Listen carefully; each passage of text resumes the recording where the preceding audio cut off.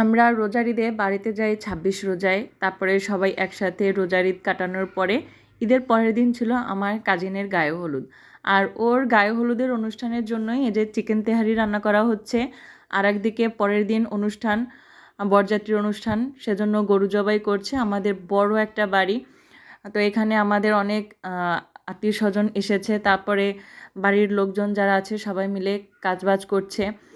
আর যেহেতু আমরা বোনের গায়ে হলুদ নিয়ে ব্যস্ত, সাজগোজ, তারপর গায়ে হলুদের অনুষ্ঠানে সব কিছু সাজানোর জন্য আমরা ব্যস্ত ছিলাম, তাই ভিডিওটা আমি করতে পারি নাই। আমার এক ছোট ভাইকে দিয়ে করালাম। ওকে বললাম যে আজকে এই রান্নাবান্না এবং গরু জবাই এই ভিডিওগুলো তুমি করে দিবে। তো ছোট মানুষ আর কি, আপনাদের কত সুন্দরভাবে দেখাতে পারছি না, যেহেতু ও করেছে, দৌড়ে দৌড়ে করেছে যা পেরেছে তাই। যাই হোক, যা যেটুকু করেছে আলহামদুলিল্লাহ। এই যে দেখেন, এখানে চিকেন তেহারি রান্না করা হচ্ছে। আমাদের এক দাদা আছে, সে অনেক ভালো রান্না করতে পারে, তো সেই আর কি রান্না করছে। আর আসলে রান্নাটা কিন্তু অনেক ভালো হয়েছিল, অনেক টেস্টি হয়েছিল খেতে।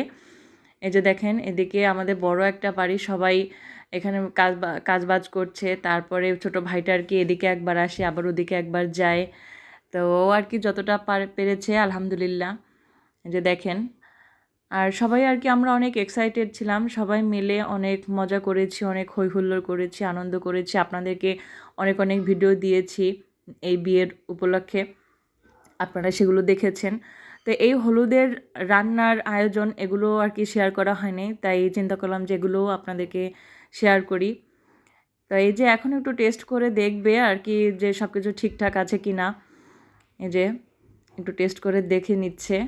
আসলে কিন্তু রান্নাটা অনেক পারফেক্ট হয়েছিল, একদম ঝরঝরে, আর সব কিছুই ঠিকঠাক ছিল। এই যে দেখেন, একটু টেস্ট করে দেখছে। যাই হোক, সব কিছু ঠিকঠাক থাকার পরে এখন এটাকে ঢাকা দিয়ে ঢেকে রাখবে। যখন সবাই খাওয়া দাওয়া করবে তখন সার্ভ করবে। তো আর এদিকে তো আমরা আর কি ব্যস্ত হলুদের অনুষ্ঠানের জন্য, অনেক কিছু সাজালাম, খাবার দাবার। তারপরে আবার ছোট বোন, তারপর বড় বোন যারা ছিল, আমরা মেয়েরা যারা ছিলাম সবাই সাজগোজ করছিলাম। তো এখন আপনাদেরকে দেখাচ্ছি সেই ভিডিওগুলো। আমার বোনকে আমরা সবাই এভাবে নিয়ে যাচ্ছিলাম আর কি, ভালোই লাগলো আর কি। বাড়িতে সব মানুষজন ছিল, আর ঈদের পরের দিন অনুষ্ঠান, যেহেতু সবাই ছিল বাড়িতে মোটামুটি, সেজন্য কিন্তু আরও বেশি ভালো লেগেছে। কারণ ঈদ কোরবানি দেখে অনুষ্ঠান হলে কিন্তু সবাই বাড়িতে থাকে, প্রত্যেক ঘরে ঘরে মানুষ থাকে, আর সবাই মিলে অনেক আনন্দ করে কিন্তু এই উৎসবগুলো কাটানো হয়। যাই হোক, সবাই মিলে অনেক আনন্দ করলাম, অনেক ফুর্তি করলাম, আর আপনাদেরকে অনেক অনেক ভিডিও দিলাম। যদি আপনাদের ভিডিওগুলো ভালো লাগে তাহলে আমাদেরকে কমেন্ট করে জানাবেন, আর আমাদের জন্য অনেক অনেক দোয়া করবেন, আমার বোনের জন্য অনেক দোয়া করবেন, ওরা যাতে সুখে থাকে, ভালো থাকে। যাই হোক, আপনাদেরকে অনেক অনেক ধন্যবাদ, সবাই অনেক ভালো থাকবেন। আল্লাহ হাফেজ।